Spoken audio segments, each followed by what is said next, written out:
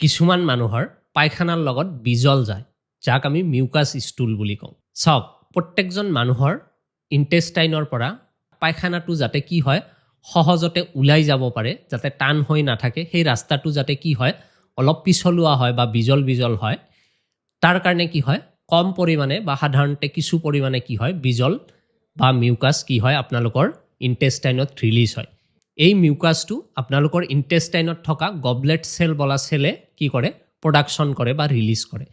কিন্তু আপোনালোকৰ যদি ইৰিটেবল বাৱেল চিনড্ৰম থাকে বা কলাইটিছ থাকে, অৰ্থাৎ আপোনালোকৰ ইণ্টেষ্টাইনৰ যিটো ভিতৰৰ লেয়াৰ আছে, মিউকাছ লেয়াৰ আছে, সেইটো যদি অলৰেডি ইনফ্লেমেশ্যন হৈ থাকে বা ফুলি থাকে, বা যদি আপোনালোকৰ বেক্টেৰিয়া বা এমিবাৰ কাৰণে কিবা ইনফেকশ্যন হয় পেটত, সেই তেতিয়া কি হয় আপোনালোকৰ ইণ্টেষ্টাইনৰ যিটো গবলেট সেল আছে, সেই সেলবোৰে মিউকাছৰ যিটো প্ৰডাকশ্যন আছে, সেই প্ৰডাকশ্যনটো কি কৰে বঢ়াই দিয়ে, আৰু যাৰ ফলত আপোনালোকৰ ষ্টুলৰ লগত আমি বেছি পৰিমাণে মিউকাছ যোৱা দেখোঁ। যিয়ে নহওক, এই সমস্যাটো আমি হোমিঅ'পেথিক চিকিৎসাৰ সহায়ত খুব সহজতে দূৰ কৰিব পাৰোঁ। ইয়াৰ কাৰণে আটাইতকৈ এফেক্টিভ মেডিচিন হৈছে এলছ 30। এই মেডিচিনটো আপোনালোকে আপোনালোকৰ ওচৰৰ যিজন BHMS ডক্টৰ আছে, তেখেতৰ চেম্বাৰত গৈ তেখেতৰ লগত আলোচনা কৰি তেখেতে বনাই দিয়া ড'জ হিচাপে কেইদিনমান ব্যৱহাৰ কৰি চাব, নিশ্চিতভাৱে আপোনালোকৰ সমস্যাটো দূৰ হৈ যাব।